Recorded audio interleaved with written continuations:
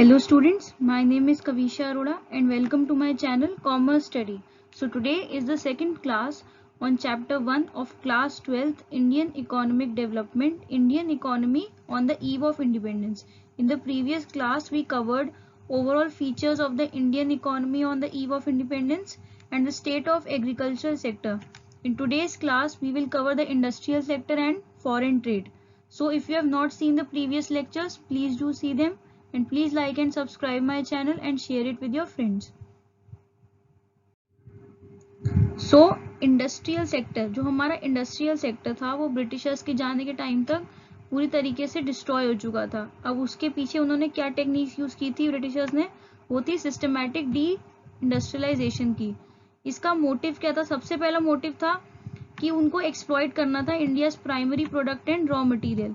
जो हमारे कॉटन और जूट थे जो all over the world famous थे, वो उनको अपनी इंडस्ट्रीज में ले जाकर यूज किया करते थे और अपनी इंडस्ट्रीज से फिनिश गुड लाकर हमारे इंडिया के मार्केट में बेचा करते थे, जिससे कि वो हमारी इंडिया को एज अ पोटेंशियल मार्केट अपने गुड्स के लिए यूज कर रहे थे.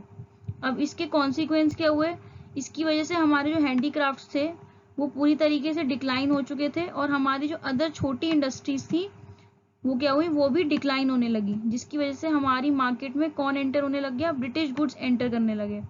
अब इसका मेजर हार्म क्या था? सबसे पहले था कि हमारा जो हैंडीक्राफ्ट था वो पूरी तरीके से फिनिश हो गया. अब ऐसा क्यों हुआ? क्योंकि उनकी डिस्क्रिमिनेटरी टैरिफ पॉलिसी की वजह से. इसमें क्या था कि टैरिफ फ्री एक्सपोर्ट था रॉ मटेरियल का फ्रॉम इंडिया. मीन्स कि कोई भी एक्सपोर्ट होता था रॉ मटेरियल का इंडिया से तो वो कैसा होता था? टैरिफ फ्री होता था. और कोई भी इंपोर्ट होता था ब्रिटिश इंडस्ट्रीज से कोई भी प्रोडक्ट का, वो इंडिया में वो भी कैसा होता था? Tariff free. मीन्स कोई भी उस पर टैक्स नहीं लगता था. बट अगर हम कोई भी एक्सपोर्ट ब्रिटेन के अलावा कहीं भी करते थे तो उस पर काफी ज्यादा हैवी ड्यूटी चार्ज की जाती थी, जिसकी वजह से हमारे हैंडीक्राफ्ट जो थे उसका कॉन्सिक्वेंस क्या हुआ कि जो हमारे हैंडीक्राफ्ट थे उन्होंने डोमेस्टिकली भी और उनका फॉरेन मार्केट दोनों ही पूरी तरीके से लूज हो गया. ब्रिटिश गुड्स ने एंटर कर लिया मार्केट में, बिकॉज जो ब्रिटिश गुड्स थे वो मशीन मेड होते थे और चीप होते थे.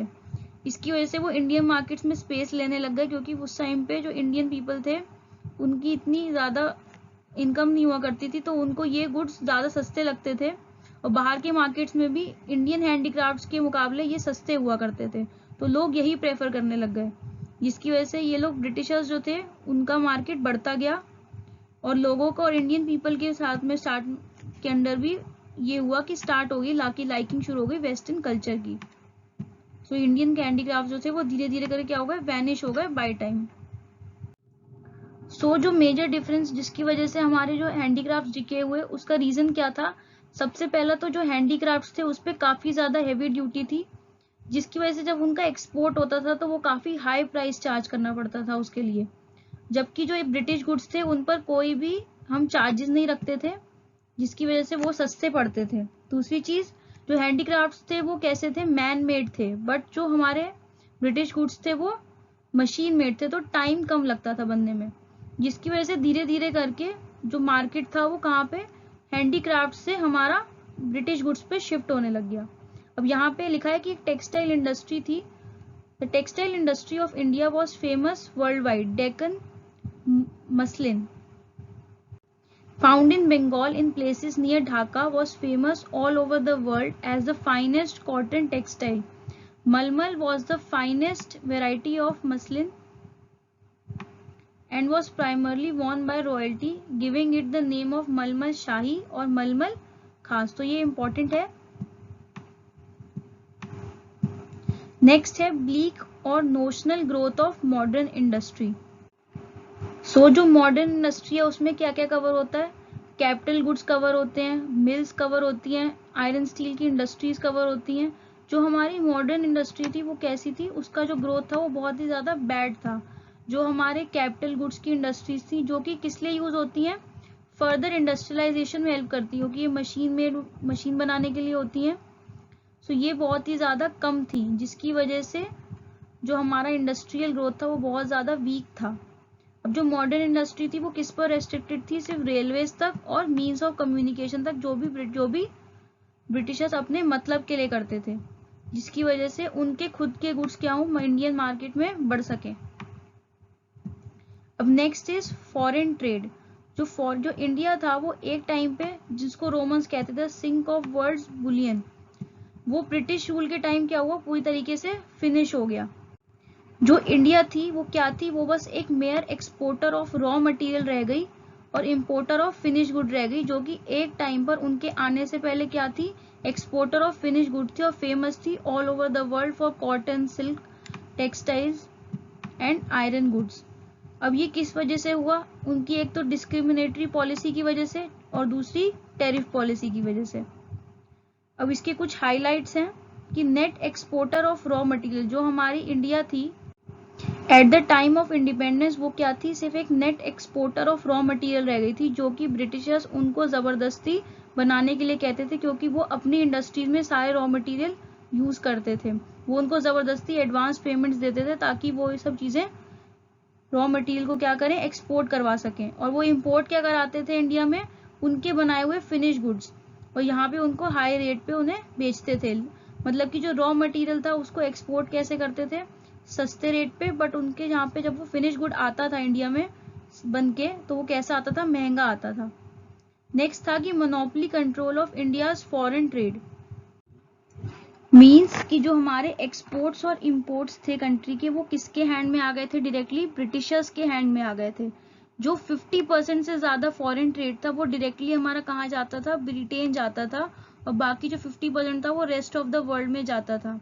जो एक्सपोर्ट्स ऑफ प्राइमरी प्रोडक्ट था, मतलब जो रॉ मटेरियल थे, वो डायरेक्टली कहाँ पे जाया करते थे, इंडिया के ब्रिटिश इंडस्ट्री में, और वहां के फिनिश गुड्स इंडिया के मार्केट में आते थे। मींस कि ब्रिटिशर्स के लिए क्या आसान हो चुका था कि वो हमारे यहाँ से रॉ मटेरियल ले जाके अपनी इंडस्ट्रीज में यूज करते थे और हमारे अपने यहाँ से फिनिश गुड लाके हमारे मार्केट में बेचते थे।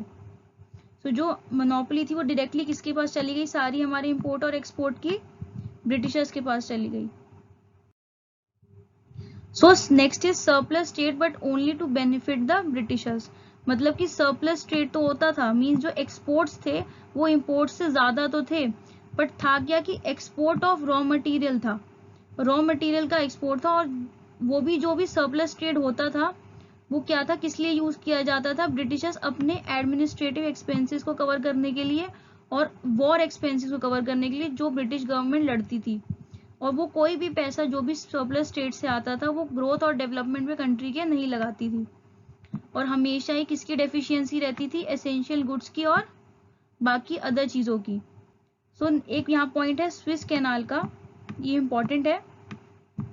It is an artificial waterway running from north to south across Isthmus of Suez in northeastern Egypt. The canal provided direct trade route between European or American ports and ports located in South Asia, East Africa and Oceania by removing the need to sail around Africa. जो Suez canal था ये open कब हुआ था, 1869 में। इसने सबसे ज्यादा क्या इंपॉर्टेंस की थी कि इसकी वजह से जो मोनोपोली थी ब्रिटिश की वो और ज्यादा बढ़ गई थी, क्योंकि इसने कॉस्ट ऑफ ट्रांसपोर्टेशन रिड्यूस किया था between Britain and India. So ये इंपॉर्टेंट है। So it is all for today. Next class में rest of the chapter cover कराऊंगी। अगर आप एक बार ये वीडियो देख लेंगे और जो भी नोट्स मैंने लिखे हैं उनका स्क्रीनशॉट लेके पढ़ेंगे तो आई होप कि आपको टॉपिक बहुत इजीली क्लियर हो जाएगा। So thank you for watching. Please like and subscribe my channel and share it with your friends. Thank you.